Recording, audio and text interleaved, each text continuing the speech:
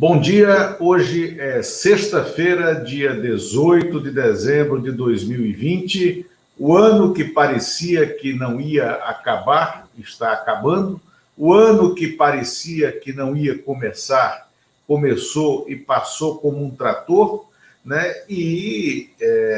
Sem dúvidas, um ano que jamais será esquecido. Né? Estou aqui com o Eumano Silva para a gente fazer um balanço dessa semana a partir de uma provocação. Né? Essa provocação é decorrente da nossa cena política. Sob Bolsonaro, tornou-se o Brasil uma nação com cafajestes no comando? Eu não tenho dúvida de que sim, tornou-se. Eu generalizo essa definição, né, quando eu digo que o comando está no Poder Executivo. E eu não vejo nada mais do que um bando de cafajestes despreparados, vis, insanos, ignorantes, perversos no comando do país. Justificarei depois que o Eumano Silva falar o que ele acha. Estamos numa nação sob o comando de cafajestes? Eumano Silva. Olá, pessoal. Olá, Lula. Forte, hein, Lula? Pois é, olha só. Se formos levar em consideração as atitudes do governo, no sentido de irresponsabilidade, no sentido de completo descompromisso com a saúde dos brasileiros, com o futuro, inclusive da economia, né, que ele fala que defende, mas quando você boicota, quando você atrapalha o país, quando você boicota as vacinas, quando você cria um eterno campo de ambiente de confusão, de intolerância, de briga, no momento em que o país precisa de união política, da sociedade, no momento em que precisa de discursos conciliadores e de busca das soluções comuns que sejam melhor para a maioria das pessoas. Nesse sentido, sim, Lula, há algo de muito cafajeste nisso, sim, eu concordo com você. Eu evito os adjetivos, você sabe? Eu sou de uma escola de jornalismo um pouquinho menos adjetivada, mas eu acho que, assim, temos essa questão grave. Eu até ainda brinquei um pouco hoje no Twitter, assim, nós nadamos contra a corrente o tempo todo, né? Hoje o Brasil, o tempo todo, com o governo, com o Bolsonaro no Planalto, nós estamos o tempo todo nadando contra a corrente, porque o tempo todo você dá uma abraçada, vem um problema seguinte, nunca para, é dia e noite, é pai, são 4 filhos dando problema. Então, nesse sentido, sim, está atrapalhando muito, isso tem custo muito grande para o Brasil, de curto prazo, médio, longo prazo. Acho que nós ainda vamos, esse ano, que você começou fazendo aí uma breve retrospectiva, eu acho que esse ano, sim, vai entrar para a nossa memória de nós todos aí, como um ano em que nós entramos mal e saímos pior ainda. Porque nós já saímos com desequilíbrios na economia, que o governo dizia que não havia, mas havia. Basta ver o noticiário com atenção na virada do ano passado, no início desse ano. Em seguida veio a pandemia, que começou... não se tinha certeza de como ela chegaria, mas em 2 meses ela já demonstrou toda a capacidade de devastação e de desarrumação e de toda da população toda, do planeta, até parece até exagero.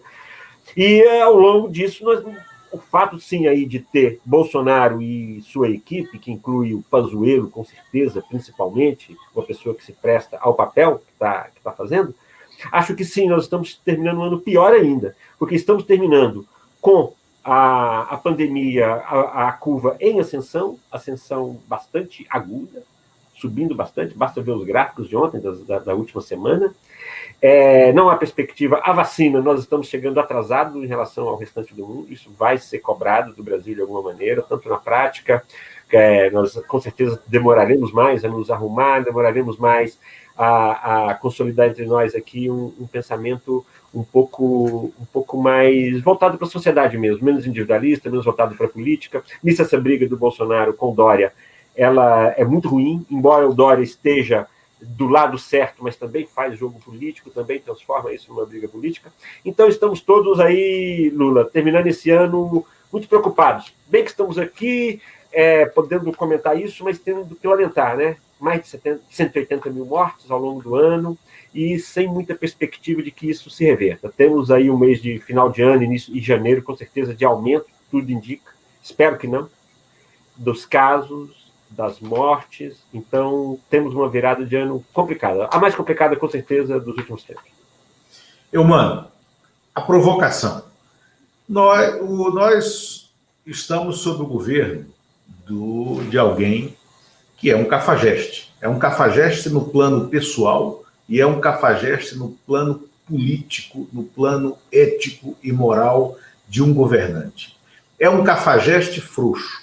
É um cafajeste porque antes mesmo da eleição ele promoveu aqueles atos, né, de cafajestagem, chauvinismo na Câmara dos Deputados contra a Maria do Rosário, deputada do Rio Grande do Sul, contra jornalistas, né, atos de pura cafajestagem, que autorizam na cabeça dos cafajestes também a atitude como a queda do deputado Fernando Cury, do Cidadania, deputado estadual de São Paulo, no plenário da Assembleia Legislativa de São Paulo, de ter apalpado os seios de uma deputada do PSOL, Isa Pena. E mais, olhada com rigor aquela cena, aquela filmagem, percebe-se que ele avisa a um outro deputado que vai fazer o que fez, né? E ele se sentiu, então, ele está no partido chamado Cidadania, que é o herdeiro do PPS, que foi o herdeiro do PCB e que está no espectro de apoio político desse projeto que foi eleito em 2018, o que é absolutamente deplorável.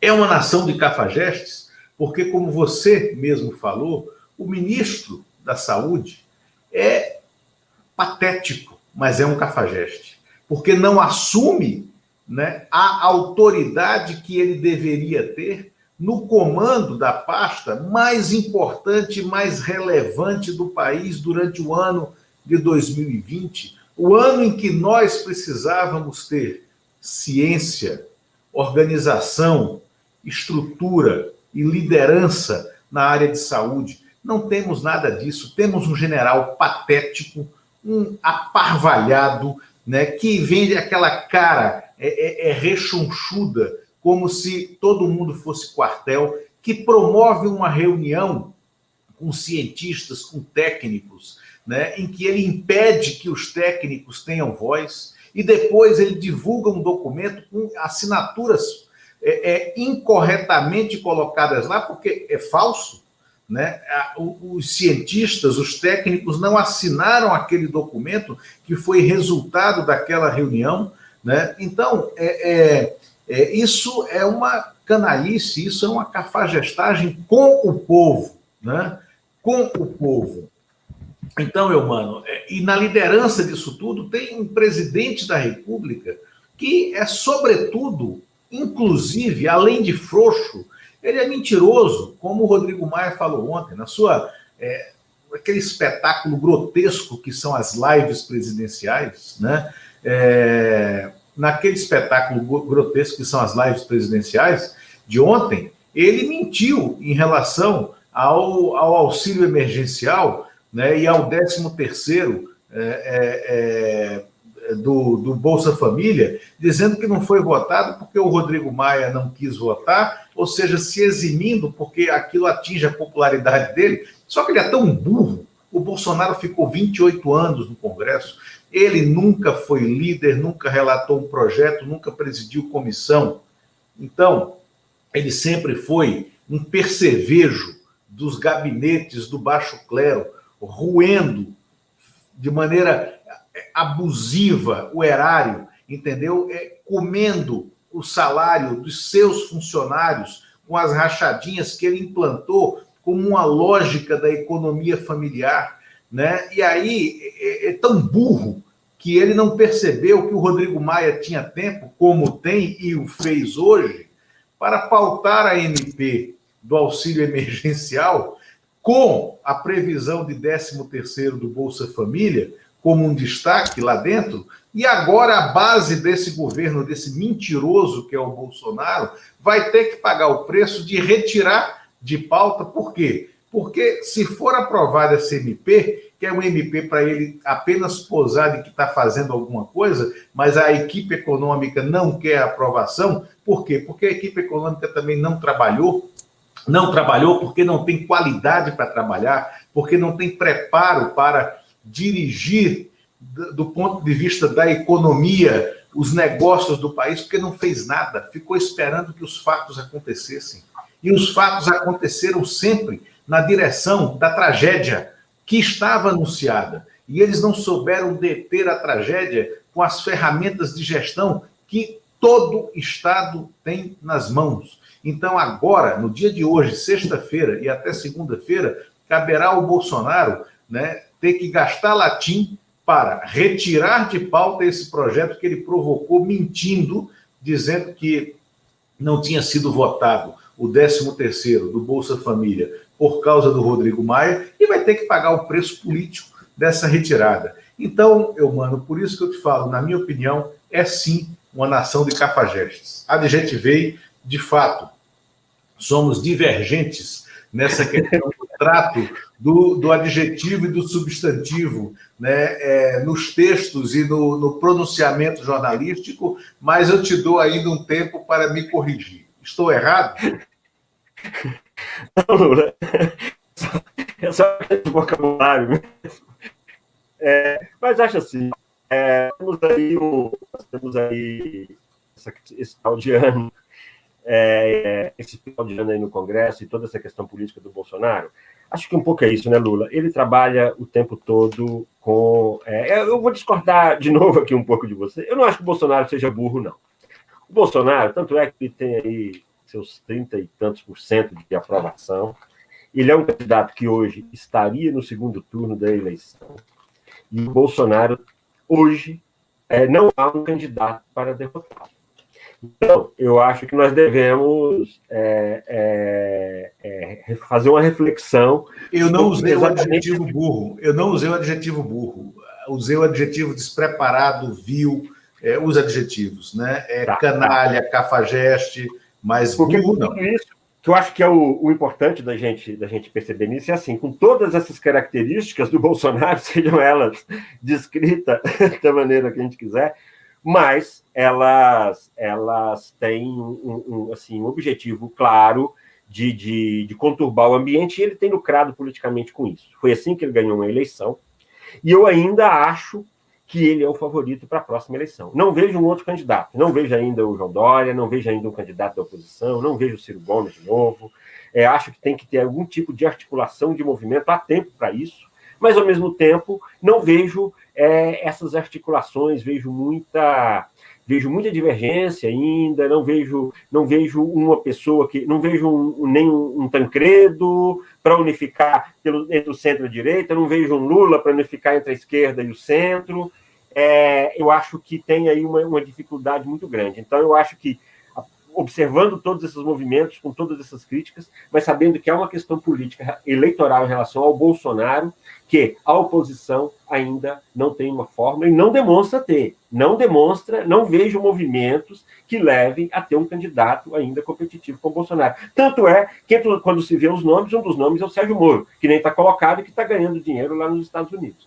Então, acho que há uma equação política importante para quem está fazendo análise, para a oposição, para entender esse personagem Bolsonaro. Agora, você que trabalha mais com pesquisa, que conhece mais esse universo, o que você acha disso, Lula? Por que o Bolsonaro, apesar de tudo, tem essa aceitação? Bom, Eumano, primeiro, as pesquisas, elas foram muito mal manchetadas, essas últimas pesquisas do ano de popularidade, né? Não é verdade que o Bolsonaro está com a popularidade alta. Em todas as pesquisas, desde a pesquisa Poder Data até o Ibope, Datafolha e PESP, o Bolsonaro é o pior, é o presidente em primeiro mandato, mais mal avaliado neste momento dos primeiros mandatos, levando em consideração Fernando Henrique, Lula, Dilma e ele. tá? Não conta o Temer, que não foi eleito, né? E Fernando Collor.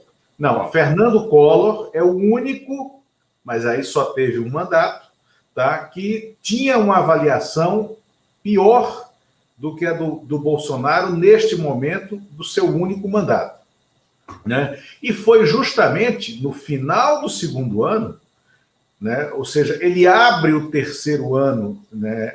Ele governou, então ele tomou posse em 90, governou 90, 91, em março de 92, porque ele foi empossado em março, naquela época as posses eram a 15 de março, ele foi empossado em março.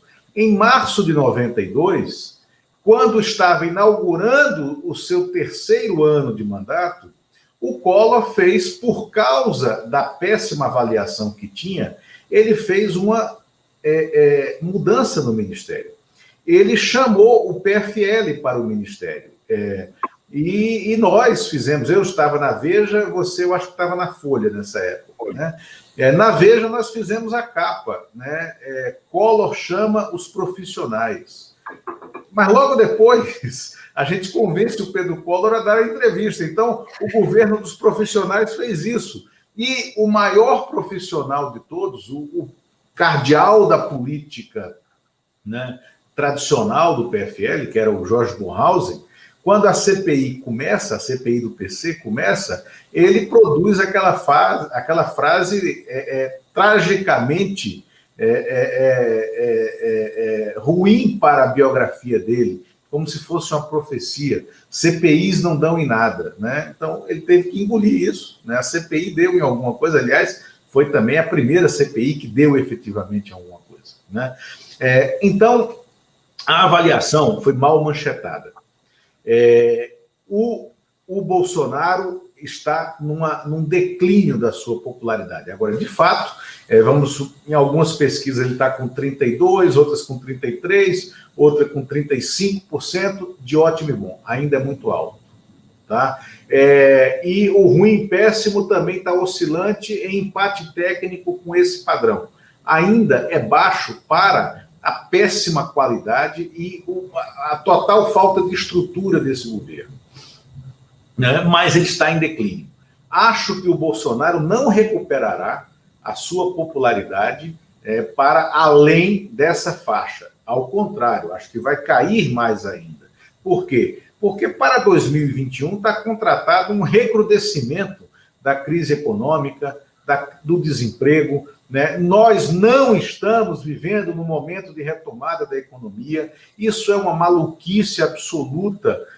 Quem fala isso, falar isso é uma maluquice dessa equipe econômica despreparada. O Brasil não está... Ontem fechou a fábrica da Mercedes, nós já tivemos o fechamento em São Paulo, fechamento da fábrica da Ford em São Paulo, nós estamos num processo de fechamento de vagas formais de trabalho, né? E está voltando para a busca de emprego, esse estoque de desempregados. Hoje, 14,2% da população economicamente ativa está desempregada. Esse percentual vai crescer até próximo dos 20%, criando, né, um desemprego histórico e trágico para o país, né? Nós não temos políticas públicas que mitiguem a miséria, o avanço da miséria, né? Porque o governo não tem orçamento para recriar, né, o fundo de emergência,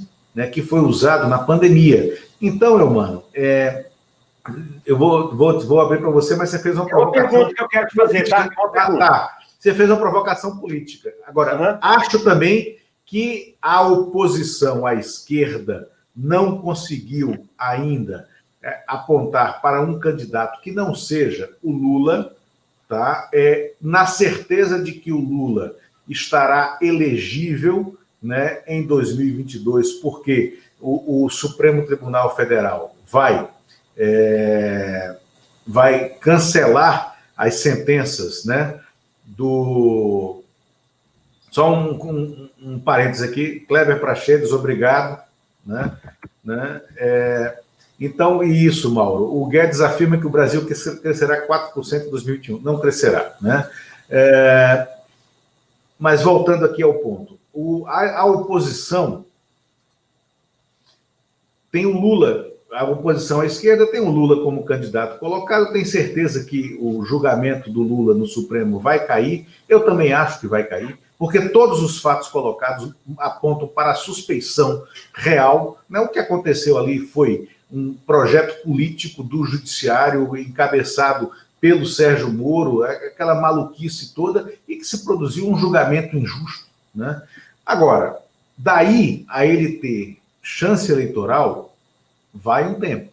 Ele tem que se restaurar como esperança.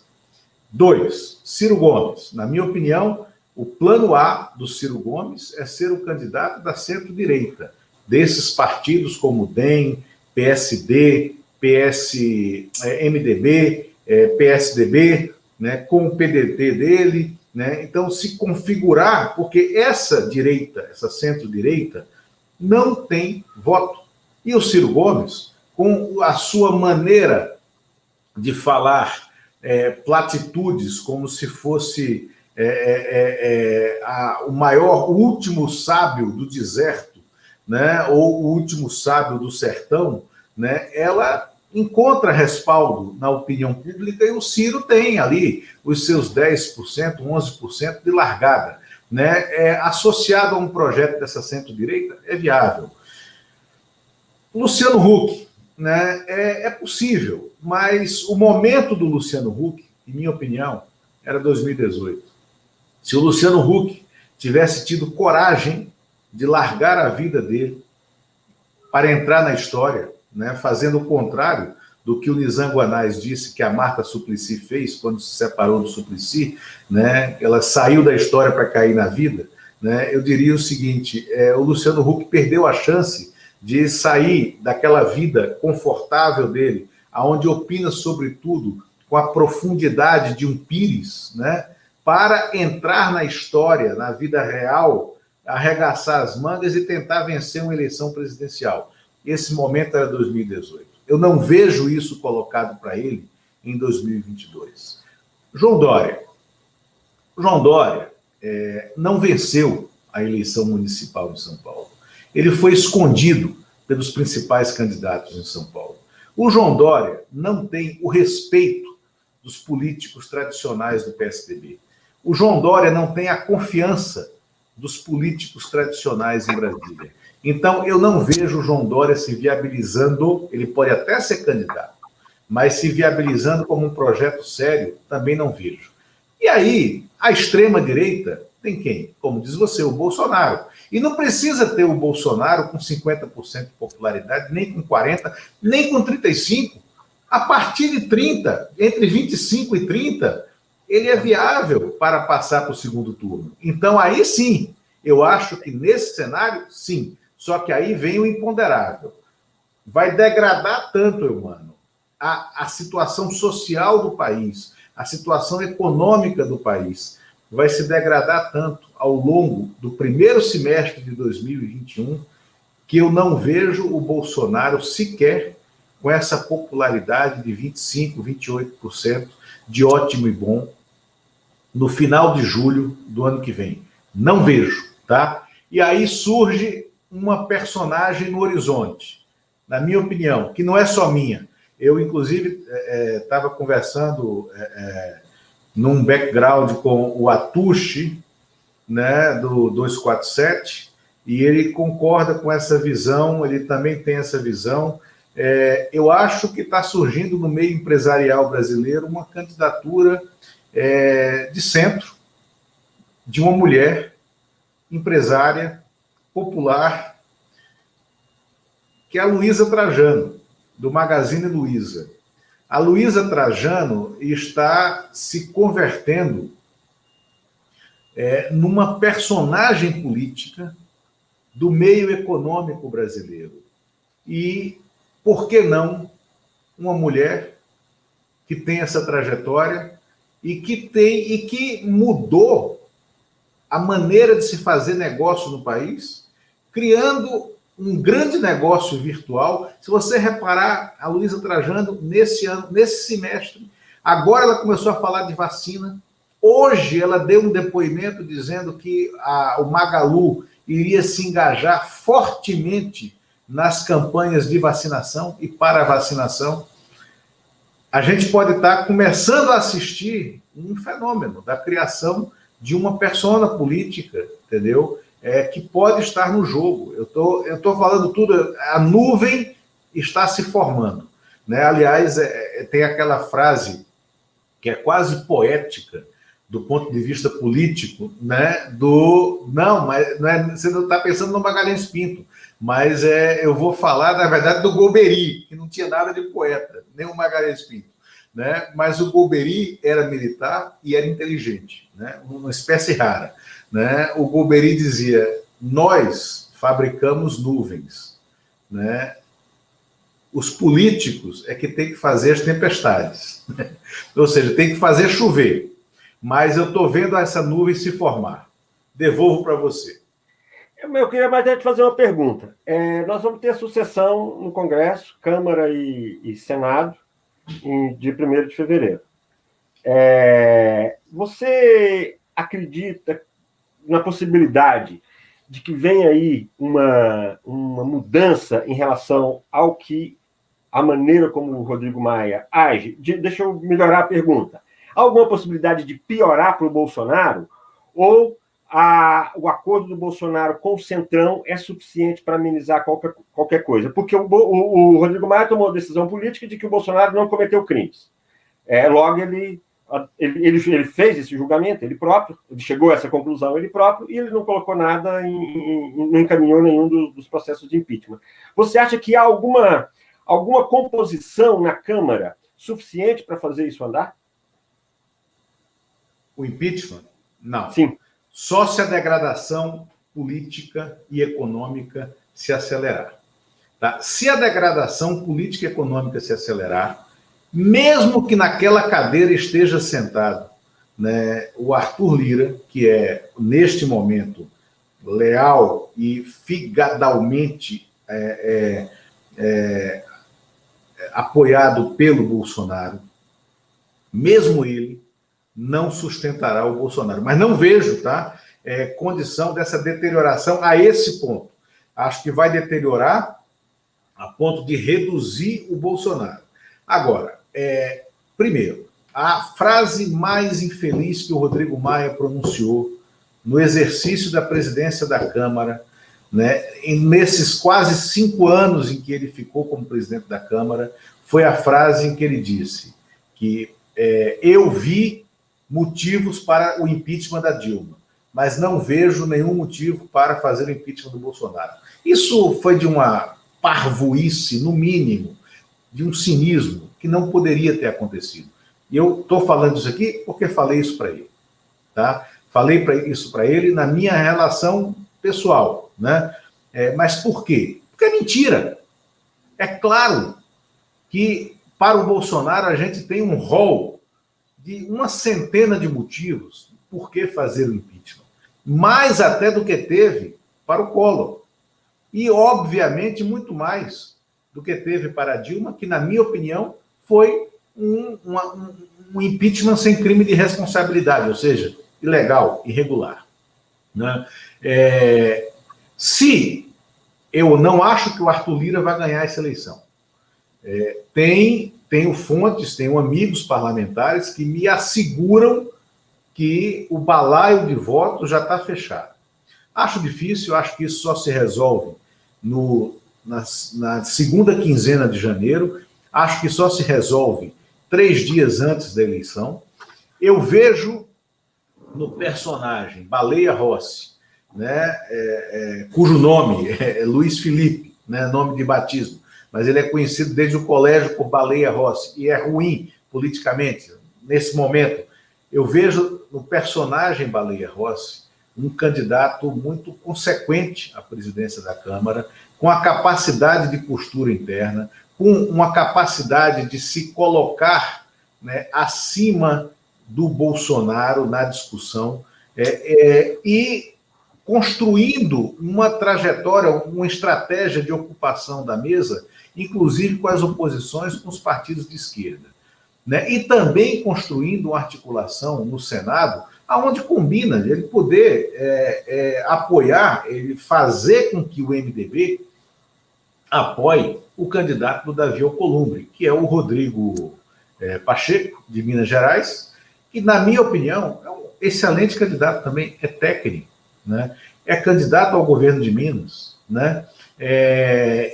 E o DEM, que não tem a maior bancada nem na Câmara, nem no Senado, mas conseguiu fazer uma engenharia de ocupação de poder, tem o direito, sim, de indicar, desde que seja em torno de um acordo, né, os candidatos, um dos candidatos à Câmara ou ao Senado. O MDB não pode querer controlar as duas casas, porque não tem tamanho para isso, porque o MDB vem regredindo do ponto de vista político. E aí, quando a gente olhar para a bancada, então, por que não troca? Né? Por que não vem a Tereza Cristina, ministra da Agricultura, ministra mais crítica do bolsonarismo? A Tereza Cristina não é uma ministra do Bolsonaro. A Tereza Cristina é uma ministra do agronegócio. Do agronegócio, que foi fundamental para o impeachment da Dilma, porque foi quando a CNA e a Frente Parlamentar do Agronegócio decidiram que a Frente Parlamentar iria apoiar o impeachment, que o impeachment começou a ser levado a sério. Né? Eles têm voto efetivo, é a bancada mais articulada do parlamento. Então, a Tereza Cristina não está ali porque ela gosta do Bolsonaro. Né? Ela está ali porque ela é técnica, porque ela representa essa bancada, né? Porque ela tem um papel a cumprir e está cumprindo para esse negócio, mas ela pode ir para a Câmara, pode ser candidata a presidente. Na minha opinião, seria uma candidata imbatível, porque não se poderia dizer que ela era oposição, mas não se poderia dizer que ela era governo. E aí se construiria uma solução no Senado que não passasse pelo DEM. Né? Aí sim, e aí o MDB poderia apresentar candidato.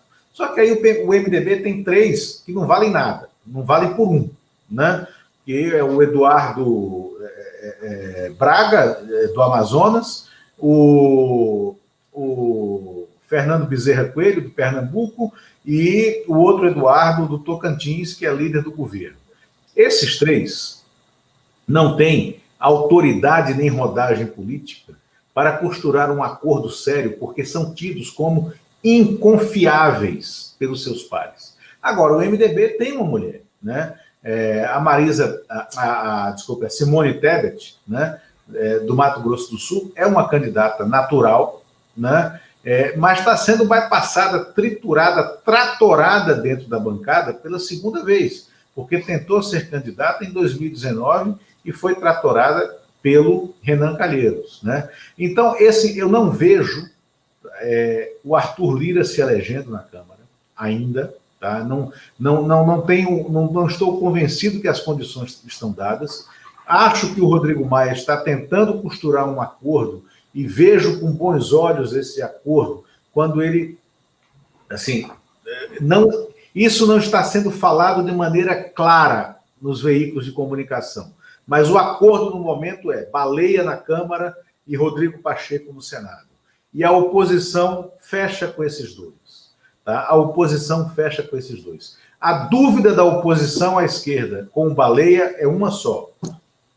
Michel Temer será ministro das Relações Exteriores? Porque isso se falou. E por que se perguntam em relação a isso? Porque tem o Temer como ainda o maior líder dentro do MDB e, sobretudo, porque o Baleia é filho do Wagner Rossi, que foi o maior amigo e sócio em alguns negócios do Temer.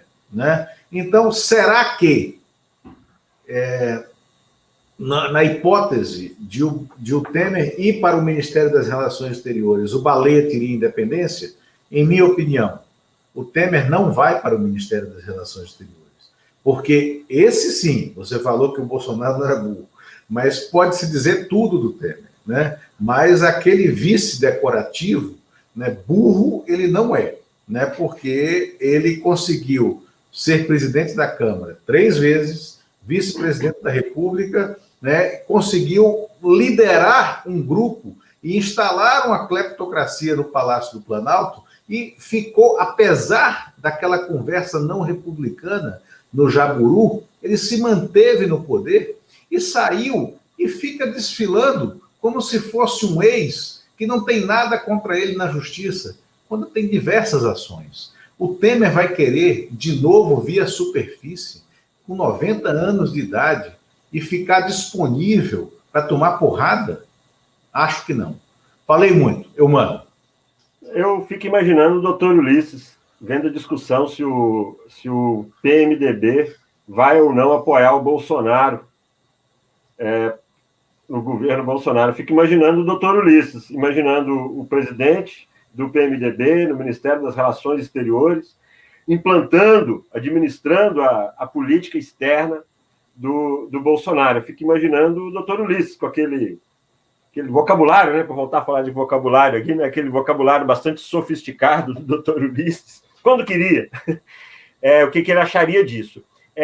Imagino que seria um desencontro do MDB com o que lhe resta de história, né? O MDB tem uma história importante para a democracia brasileira, nascido do MDB, passou a PMDB, voltou a MDB agora, há alguns anos, e acho que isso seria um desastre histórico do partido. Não estou eu aqui para julgar nem dizer o que um partido tem que fazer, mas com certeza, para o partido que lutou contra a ditadura, amarrar o seu destino ao Jair Bolsonaro seria realmente ele fugir do destino que lhe foi dado, e apesar de todos os erros, principalmente na área da corrupção, que você bem falou, eu sempre tive uma boa relação com o presidente, com o Temer, foi minha fonte durante muitos anos. Quando eu vi o Temer indo para o Palácio e levando o Gedel Vieira Lima, que todos nós sempre sabemos da relação entre eles, mas assim, no momento em que levou o Gedel Vieira Lima para o Palácio do Planalto, o Gedel Vieira Lima, que desde o primeiro minuto que pisou no Congresso, todos nós já sabíamos quem era ele, a que se destinava, o que vinha fazer, como ele agiu dentro do Congresso, como ele agiu em todas as circunstâncias, levar essa pessoa para o Planalto. A única coisa boa foi que o Gedel teve uma queda, vamos dizer assim, espetacular, né? Cinematográfica, né? No bojo de 50 milhões de reais encontrados dentro de um apartamento. Só para fazer um breve comentário.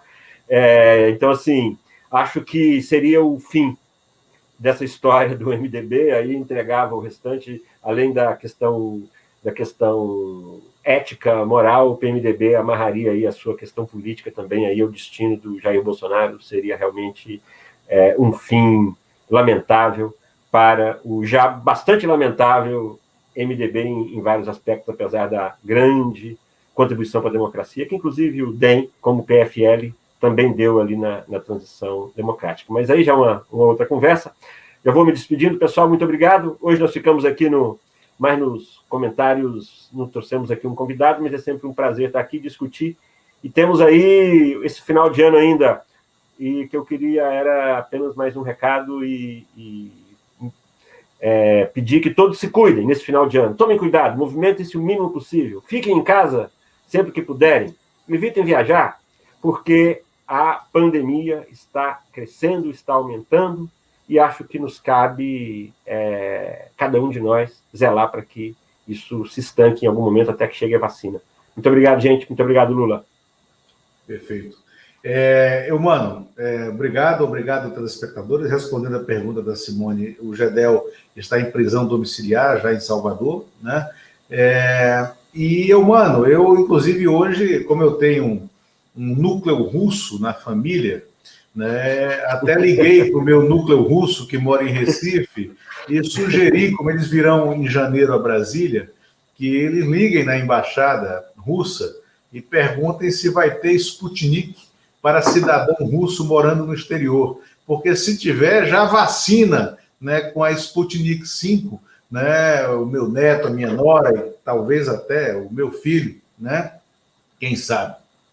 Isso. Aqui na embaixada, território russo aqui em Brasília. Território russo, pode ser que tenha a Sputnik, quem sabe? Né? Quem sabe? Camaradas, obrigado, até logo, né? E até quarta-feira, aonde vamos fazer o último programa do ano, na quarta-feira, o último Sua Excelência o Fato. Né? Um grande abraço, até mais. Até mais.